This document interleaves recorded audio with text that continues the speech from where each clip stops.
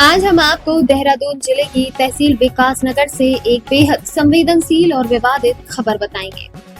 सोमवार को ग्राम एटनबाग के ग्रामीण वर्तमान ग्राम प्रधान के नेतृत्व में चौकी हरबटपुर में तैनात चौकी इंचार्ज सनोज कुमार के खिलाफ जमकर नारेबाजी और आरोप लगाने पहुंचे।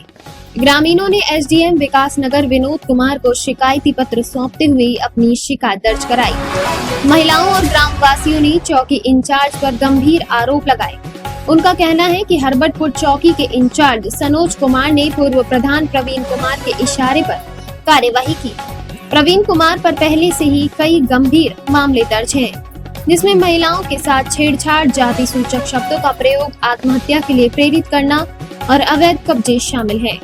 ग्रामीणों का आरोप है कि चौकी इंचार्ज ने निर्दोष ग्रामवासियों को फर्जी मुकदमों के माध्यम से निशाना बनाया और उन्हें डराने धमकाने का काम किया है। कई ग्रामीणों ने बताया कि उन्हें बिना किसी ठोस कारण के परेशान किया गया और क्षेत्र में पुलिस की इस कार्यवाही से डर का माहौल पैदा हो गया है।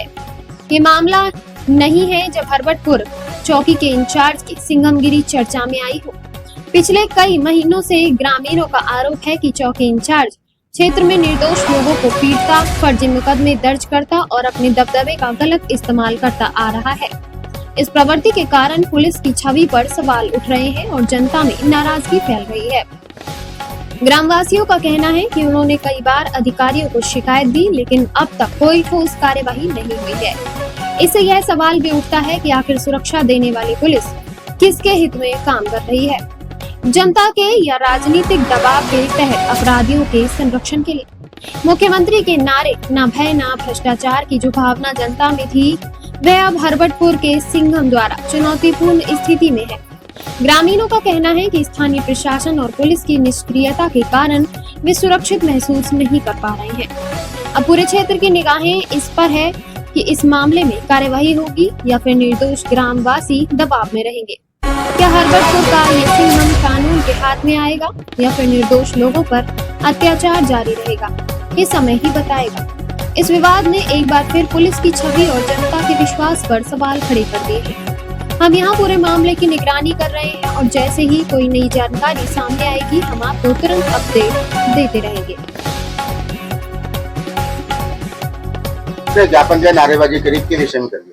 सर, पिछले कई दिनों से हम बहुत ज्यादा मेरी जो एटनबाग पंचायत की जनता है वो बहुत पीड़ित है। सर, हमारे ऊपर झूठे मुकदमे किए जा रहे हैं। हमें पिछले कई टाइम से बहुत पैसा तो पिछले 5 सालों से पीड़ित है, लेकिन जब से खास तौर पे मैं चुनाव जीती हूँ उस तब से तो विरोधी दल को बर्दाश्त ही नहीं हो पा रही है अपनी हार। सर, हमारे कई लड़कों को मारा पीटा गया, हमारे लोगों के घर में घुस के उन्हें मारा गया। रमेश जो हमारे नाना जी हैं, एक वहीं गांव के ही हैं, उनके घर में घुस के उनका हाथ तोड़ दिया, दांत तोड़ दिया। और सर, एक अभिषेक राघव भैया है, वो फतेहपुर के पंचायत के फतेहपुर से हैं। सर, उनको इतनी ज्यादा गंभीर चोटें पहुंचाई गई, उसका भी कोई सुनवाई नहीं हुई। सर, उनके 2 बार मारा गया। एक बार गुडरिस में वो काम से घर जा रहे थे, तब उन्हें पकड़ के मारा गया, उनको ही 2 बार मार लिया गया। यहाँ पे बहुत सारे हैं राजेंद्र जी के घर से, उनके घर में घुसकर पिछले दिनों घर में घुसकर उनके घर का दरवाजा तोड़ दिया। उनके 11 तारीख की बात है, उपस्थित भी है वो मेरे साथ में यहीं पर ही। उनके घर में घुसकर उनके छोटा बच्चा था उनके घर में, उसे उठा के पटक दिया गया। अभी जो हमारा विषय है, हम बहुत ज्यादा पीड़ित है, हम फर्जी मुकदमों से परेशान है, हम पुलिस की तानाशाही से परेशान है कि वो क्यों हमारी बात नहीं सुन रही है। हम सिर्फ यही चाहते हैं कि हमारी भी बात रखी जाए, हमारी भी बात सुनी जाए।